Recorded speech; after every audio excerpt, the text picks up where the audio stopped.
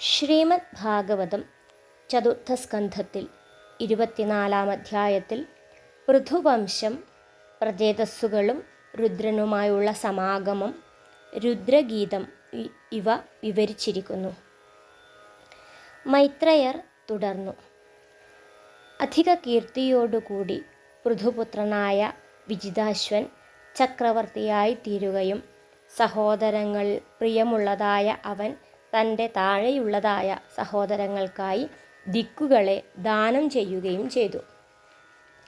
സമർത്ഥനായ ആ രാജാവ് ഹര്യക്ഷന് കിഴക്കുദിക്കും, ധൂമ്രകേശന് തെക്കും, വൃഗന് പടിഞ്ഞാറും, ദ്രവിനസ്സിന് 4-ാമത്തെ ദിക്കും നൽകി.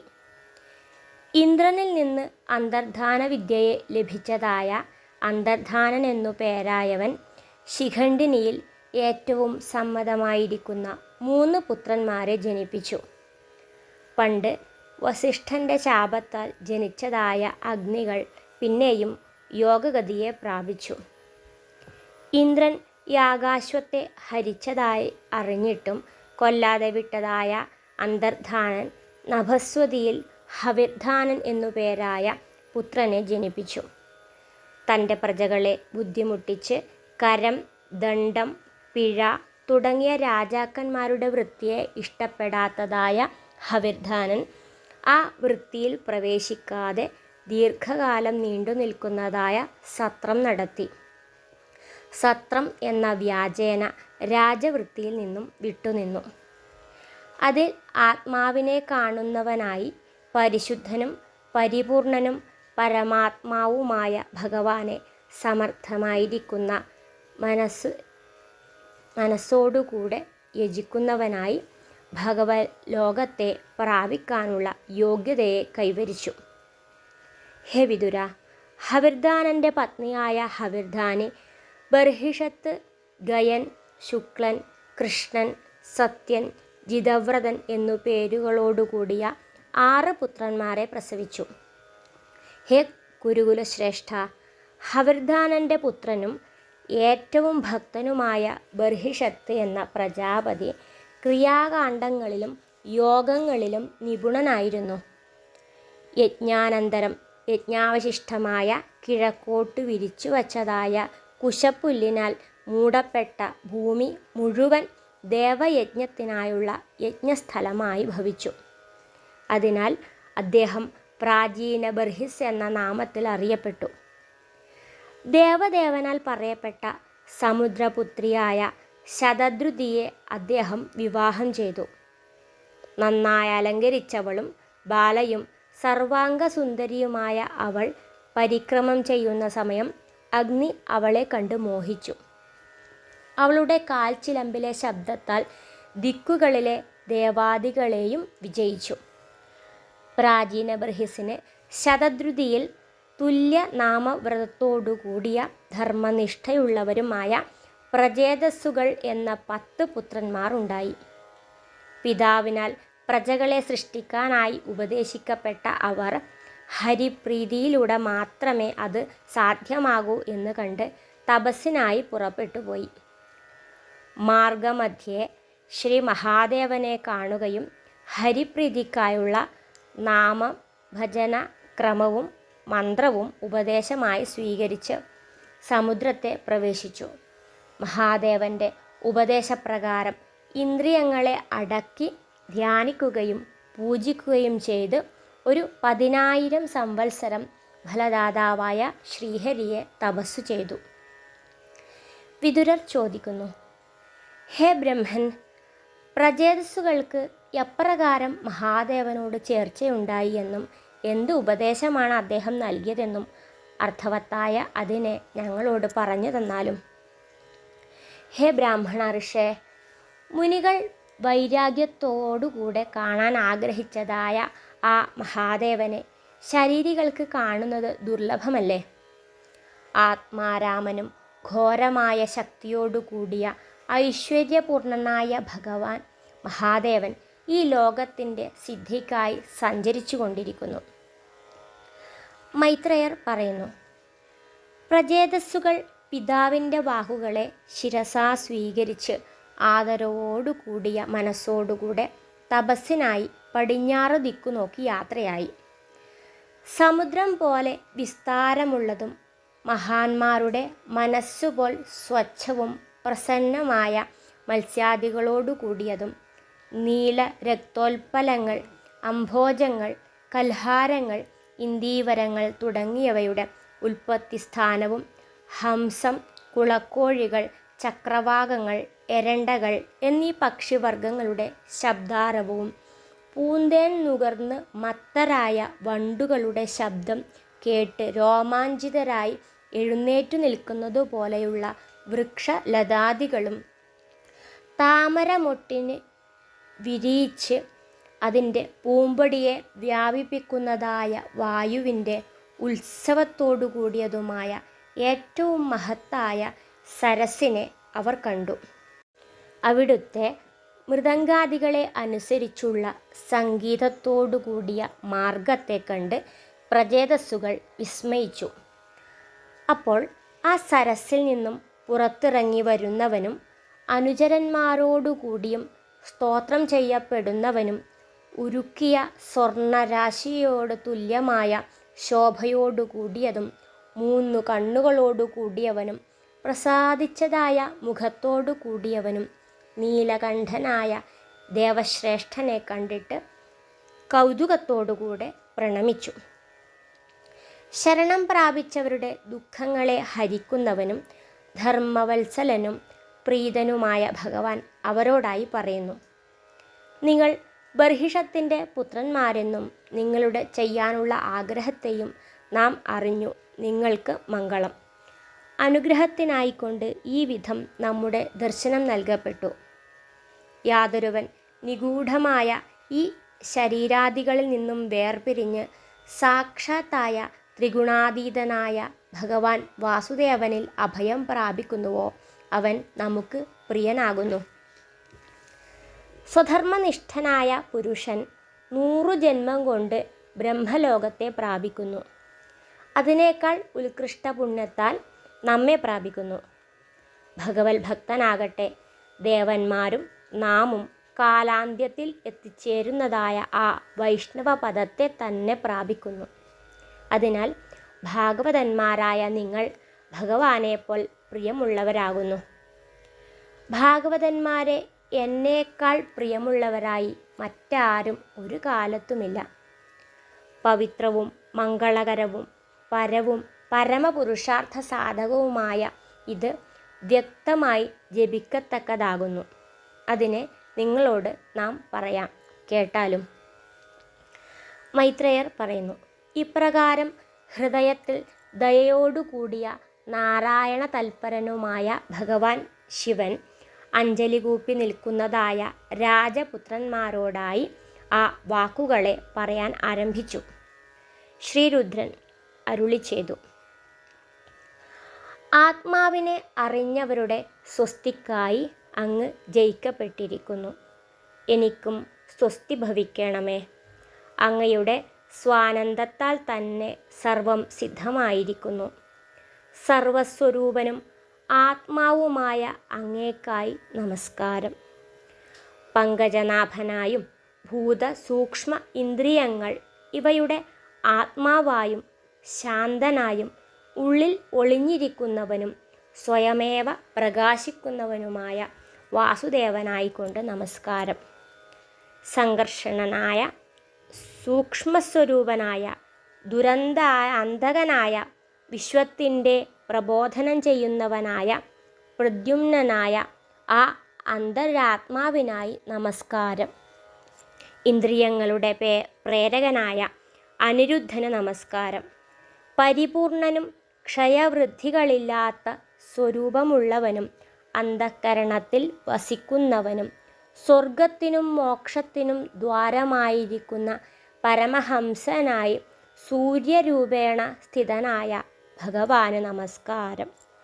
സ്വർണമാകുന്ന രേതസ്സോടുകൂടിയവനും ചാതുർഹോത്രം എന്ന കർമ്മത്തിൻ്റെ സാധനമായിരിക്കുന്നവനും വിസ്തരിപ്പിക്കുന്നവനുമായ അഗ്നിക്കായി നമസ്കാരം. പിതൃക്കളുടെ അന്നമായും ദേവന്മാരുടെ അന്നമായും യജ്ഞസാധനങ്ങളെ ജനിപ്പിക്കുന്നവനുമായ വേദപാലകനുമായ ചന്ദ്രന് നമസ്കാരം. ജീവികൾക്ക് തൃപ്തിദായകനായ സർവരസാത്മാവിന് നമസ്കാരം. സർവപ്രാണികളുടെ ദേഹമായിരിക്കുന്നവനും സൃഷ്ടിരൂപനായിരിക്കുന്നതായ ആ വിശേഷത്തിനായിക്കൊണ്ട് നമസ്കാരം. ത്രിലോക പ്രാണികളെ രക്ഷിക്കുന്നവനും മനഃ ഇന്ദ്രിയ ദേഹരൂപത്തിലിരിക്കുന്നവനായ നമസ്കാരം. അകത്തും പുറത്തും ആത്മസ്വരൂപത്തോടുകൂടിയും പദാർത്ഥങ്ങളെ അറിയിപ്പിക്കുന്ന ആകാശത്തിന് നമസ്കാരം. പുണ്യമായ അധികം തേജസ്സോടുകൂടിയ സ്വർഗലോകത്തിനായിക്കൊണ്ട് നമസ്കാരം. പ്രവൃത്തി നിവൃത്തികൾക്ക് കാരണമായിരിക്കുന്ന കർമ്മത്തിനായിക്കൊണ്ട് നമസ്കാരം. പിതൃദേവനായിക്കൊണ്ട് നമസ്കാരം. അധർമ്മത്തിൻ്റെ പരിഭാഗമായിരിക്കുന്ന ദുഃഖം നൽകുന്ന മൃത്യുവിനായി നമസ്കാരം.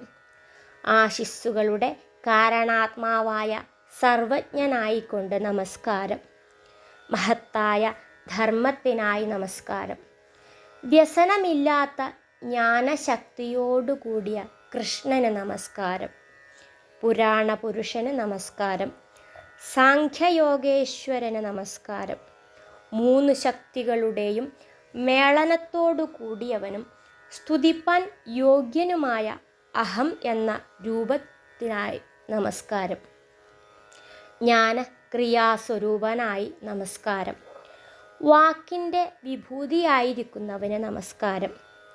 ഭഗവത് ഭക്തന്മാരാൽ പൂജിക്കപ്പെടുന്ന ആ ദർശനത്തെ കാണാൻ ആഗ്രഹിക്കുന്നതായ ഞങ്ങൾക്ക് ദാനം ചെയ്താലും സ്വഭക്തന്മാർക്കും പ്രിയതമമായ സർവ ഇന്ദ്രിയങ്ങളുടെയും ഗുണങ്ങളെ സാധിപ്പിക്കുന്ന ആ രൂപത്തെ കാട്ടിത്തന്നാലും മൃദു വർഷക്കാല മേഘത്തിൻ്റെ ശ്യാമള നിറത്തോടു കൂടിയ സകല സൗന്ദര്യത്തിൻ്റെയും സംഗ്രഹമായിരിക്കുന്ന സുന്ദരമായ നീണ്ടതും 4 കൈകളോടു കൂടിയതും വൃത്തമൊത്തതും സുന്ദരവുമായ മുഖത്തോടു കൂടിയതും താമരമൊട്ടിൻ്റെ ദളം പോലെയുള്ള കണ്ണുകളും സുന്ദരമായ പുരികക്കൊടിയും നാസികയും സുന്ദരമായ ദന്തങ്ങളോടു കൂടിയതും സുന്ദരമായ കവിൾത്തടത്തോടു കൂടിയ മുഖത്തോടു കൂടിയതും സമങ്ങളായ കർണങ്ങളാൽ വിഭൂഷിതമായും പ്രീതിയാൽ മന്ദഹസിച്ചുകൊണ്ടിരിക്കുന്ന കടക്കണ്ണുകൊണ്ടുള്ള നോട്ടത്തോടുകൂടിയും കുറുനിരകളാൽ ഉജ്ജ്വലിക്കുന്നവനും വിരിഞ്ഞ താമരയുടെ കേസരം പോലെയിരിക്കുന്ന വസ്ത്രത്തോടുകൂടിയും ശോഭയുള്ള കുണ്ഡലത്തോടുകൂടിയും ശോഭിച്ചിരിക്കുന്നതായ ആ ഭഗവത് സ്വരൂപത്തെ നമിക്കുന്നു. പ്രകാശമുള്ള കിരീടം, കൈവളകൾ, മുത്തുമാലകൾ, കാൽച്ചിലമ്പുകൾ, അരഞ്ഞാൺ എന്നിവയോടും പത്മം, വനമാല, കൗസ്തുഭമണി തുടങ്ങിയ ഉത്തമ ശോഭയോടുകൂടിയ അലങ്കാരങ്ങളോടുകൂടെ ഭഗവാൻ ശോഭിക്കുന്നു. സിംഹത്തിൻ്റെ അതിനു തുല്യമായ സ്കന്ധങ്ങളും അത്യന്തം സുന്ദരമായ ആ കണ്ഠത്തിൽ വിളങ്ങുന്ന കൗസ്തുഭരത്നവും മഹാലക്ഷ്മി വിട്ടുപിരിയാതെ ശോഭിച്ചിരിക്കുകയും ചെയ്യുന്നു. ആ മാറിടത്തിൽ ശ്വാസോച്ഛ്വാസത്താൽ ചലിക്കുന്നതായ വലികളാൽ മനോഹരമായും ഇല പോലെ കൃശമായ ഉദരത്തോടു കൂടിയതും ചുഴി പോലെ ആഴമുള്ള നാഭിയിൽ കൂടെ വിശ്വത്തെ ഉള്ളിലേക്ക് വലിച്ച് ലയിപ്പിക്കുമോ എന്ന് തോന്നുമാറിയിരിക്കുന്നു. ശ്യാമനിറമുള്ള അരക്കെട്ടിൽ ഏറ്റവും പ്രകാശിക്കുന്ന പട്ടുവസ്ത്രത്തോടും സ്വർണമേഖലയോടും കൂടി സമങ്ങളായ സുന്ദരമായ പാദങ്ങളും കണങ്കാലുകൾ, തുടകൾ പതിഞ്ഞിരിക്കുന്ന ജാനുക്കൾ എല്ലാം സുന്ദരമയം ദർശനത്തോടു കൂടിയതുമാകുന്നു. നഖകാന്തികളാൽ ഞങ്ങളുടെ ആന്തരതാപത്തെ നശിപ്പിക്കുന്നവനും ശരത്കാല താമരദളം പോലെ ശോഭിക്കുന്ന പാദത്താൽ ഭയത്തെ നിരാകരിച്ച് നിന്തിരുവടിയുടെ സ്ഥാനത്തെ ഹേ ഗുരു, അജ്ഞന്മാർക്കും മാർഗത്തെ കാട്ടിക്കൊടുക്കുന്നതായ ഗുരുവായ അങ്ങ് കാട്ടിത്തന്നാലും. ആത്മശുദ്ധി ആഗ്രഹിക്കുന്നവരാൽ ഈ രൂപം നിരന്തരം ധ്യാനിക്കത്തക്കതാകുന്നു. എന്തെന്നാൽ സ്വധർമ്മം അനുഷ്ഠിക്കുന്നവർക്ക് ഭക്തിയോഗം അഭയത്തെ നൽകുന്നതാകുന്നു. സർവ ശരീരികൾക്കും ദുർലഭമായ അങ്ങ് ഭക്തിമത്തുക്കൾക്ക് ലഭിക്കാൻ യോഗ്യനാകുന്നു. സ്വർഗരാജ്യത്തിലുള്ളവരും ഇപ്പോൾ ഭജിക്കുന്നു. ഏകാന്ത ഭക്തനും ആത്മാവിനെ അറിഞ്ഞ് ആ പരമഗതിയെ പ്രാപിക്കുന്നു. സത്തുക്കൾക്ക് പോലും ലഭിക്കാൻ സാധിക്കാത്തതായ ഏകാന്ത ഭക്തിയാൽ ആരാധിക്കാൻ സാധിക്കാത്ത അവനെ ആരാധിച്ച് ആ പാദമൂലത്തെ ആശ്രയിക്കാനല്ലാതെ മറ്റ് അന്യമായ എന്തിനെ ആഗ്രഹിക്കും? തൻ്റെ വീര്യ ശൗര്യങ്ങളാൽ പുരികക്കൊടിയുടെ ചലനത്താൽ തന്നെ ഈ വിശ്വത്തെ വിധ്വംസനം ചെയ്യാൻ ത്രാണിയുള്ളതായ അന്തകൻ ഭഗവാനിൽ ആശ്രയിച്ചതായ ഭക്തന്മാരുടെ നേർക്ക് നോക്കാൻ ഭയപ്പെടുന്നു. അങ്ങനെയുള്ളതായ ആ പ്രഭുവിനെ ഞങ്ങൾ ആശ്രയിക്കുന്നു. ഭഗവത് സംഘമുള്ളവരുടെ സംഘത്തിൻ്റെ ക്ഷണത്തിൻ്റെ പകുതി പോലും സ്വർഗത്തെയോ മോക്ഷത്തെയോ ഞാൻ തുല്യമായി കാണുന്നില്ല. പിന്നെ മനുഷ്യരുടെ സുഖങ്ങൾ പറയണമോ? അതിനാൽ പാപങ്ങളെ തീർക്കുന്നതായ പാദങ്ങളോടുകൂടിയ അങ്ങയുടെ കീർത്തിയിലും തീർത്ഥത്തിലും അകത്തും പുറത്തും സ്നാനം കൊണ്ട് നശിച്ചിരിക്കുന്ന പാപത്തോടു കൂടിയവരും ഭൂതങ്ങളിൽ ദയയോടു കൂടിയ അന്ധകരണത്തോടും ശീലഗുണത്തോടു കൂടിയവരുമായി ചേർച്ച ഭവിക്കട്ടെ. ഞങ്ങൾക്ക് ഇത് തന്നെയാണ് അങ്ങയുടെ അനുഗ്രഹം. ഭക്തിയോഗത്താൽ അനുഗ്രഹിക്കപ്പെട്ടതായ മനസ്സ് വിശുദ്ധമായി എപ്പോൾ ഭവിക്കുന്നുവോ ബാഹ്യമായ കാര്യങ്ങളിൽ ഭ്രമിക്കുകയോ തമോരൂപമായ ഗുഹയിൽ പ്രവേശിക്കുകയോ ചെയ്യുന്നില്ല. അപ്പോൾ ആ മുനി നിന്തിരുവടിയുടെ തത്വത്തെ പെട്ടെന്നു തന്നെ കാണുന്നു. നിശ്ചയം യാതൊന്നിൽ ഈ വിശ്വം പ്രകാശിക്കുന്നു, ഈ വിശ്വത്തിൽ യാതൊന്ന് വിളങ്ങുന്നു. ആ പരംജ്യോതി ആകാശം എന്ന പോലെ വിസ്തൃതമായിരിക്കുന്നു. അത് തന്നെയാണ്, ആ ബ്രഹ്മം തന്നെയാണ് നിന്തിരുവടി. ഹേ ഭഗവൻ, ആത്മാവിൽ സ്വകാര്യം നടത്തുവാൻ അശക്തനും അനന്തരൂപത്തോടു കൂടിയവനും ആയ മായ കൊണ്ട് യാതൊരുവൻ ഈ വിശ്വത്തെ സൃഷ്ടിച്ചു, ഭവിക്കുന്നു, നശിപ്പിക്കുന്നു. പിന്നെയും പിന്നെയും ഇതിനെ ആവർത്തിക്കുന്നു. വികാരമില്ലാത്തവനായിരിക്കുന്നു. യാതൊന്നിനെ ഭേദബുദ്ധിയോടു കൂടിയ ജനം സത്തെന്ന പോലെ കാണുന്നു. ആ ആത്മതന്ത്രനായിട്ട് ഞങ്ങൾ അറിയുന്നു. വേദത്തിലും തന്ത്രത്തിലും സമർത്ഥന്മാർ അവർ തന്നെ. യാതൊരു യോഗികൾ ശ്രദ്ധാന്വിതരായി ഭൂത ഇന്ദ്രിയ അന്ധക്കരണം എന്നിവയിൽ ലക്ഷ്യമായി ഈ രൂപത്തെ തന്നെ സിദ്ധിക്കാനായി അനേക ക്രിയകളാലും വ്യാപാരങ്ങളാലും വിഹിതമായി പൂജിക്കുന്നു. അങ്ങ് ഏകനും ലയിച്ചിരിക്കുന്ന ശക്തിയോടു കൂടിയ ആദിപുരുഷനുമാകുന്നു. ആ ശക്തിയാൽ സത്വ രജ തമോ രൂപങ്ങളായി വിഭിന്നമാകുന്നു. മഹത്തത്വം, അഹന്തത്വം, ആകാശം, വായു, അഗ്നി, ജലം, ഭൂമി എന്നിവ, ദേവന്മാർ, ഋഷികൾ, പ്രാണിവർഗങ്ങൾ ഇങ്ങനെ തുടങ്ങി സർവ്വതും അങ്ങയിൽ നിന്നുണ്ടായി.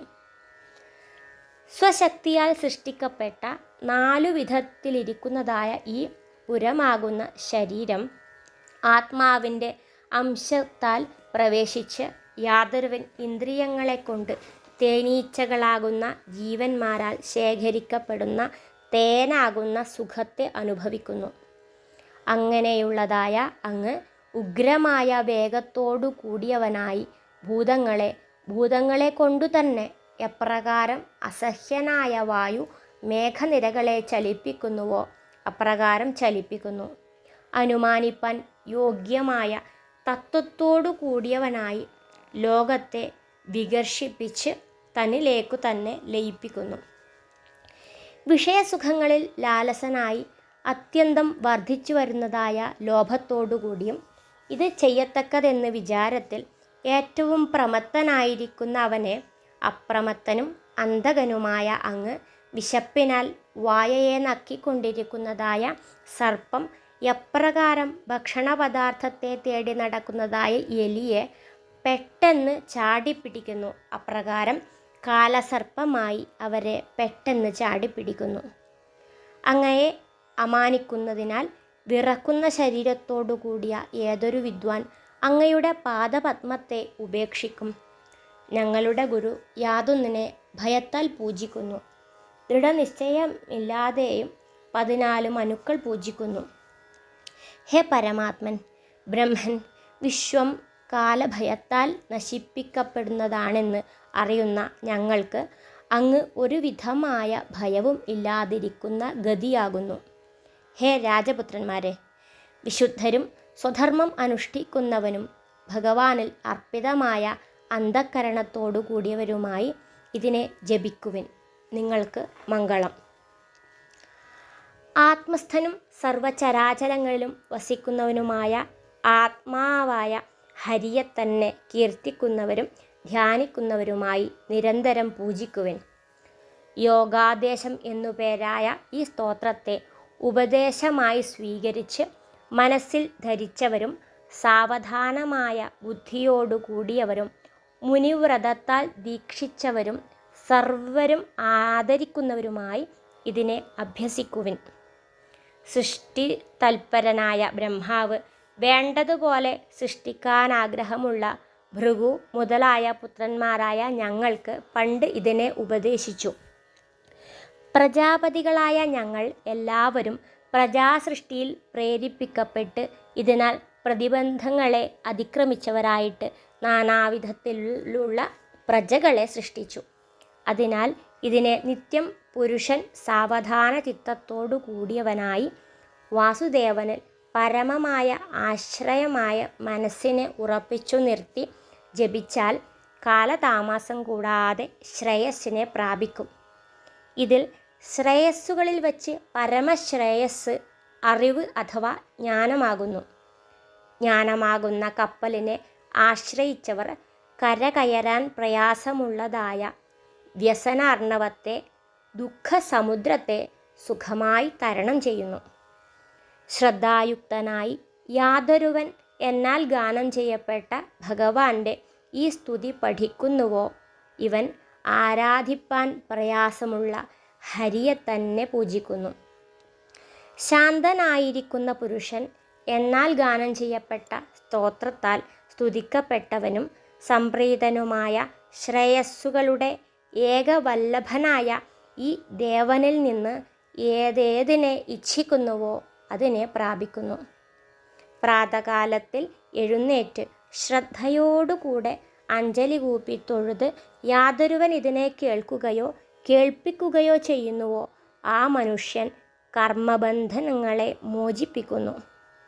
ഹേ രാജപുത്രന്മാരെ, എന്നാൽ ഗാനം ചെയ്യപ്പെട്ടതായ പരമാത്മാവായ പരമപുരുഷൻ്റെ ഈ സ്തോത്രം ഏകാഗ്രബുദ്ധിയോടുകൂടി ജപിക്കുന്നവരായി മഹത്തായ തപസ്സിനെ ചെയ്ത് അന്ത്യത്തിൽ അതിൽ നിന്നും ആഗ്രഹിച്ചതിനെ പ്രാപിക്കുവിൻ.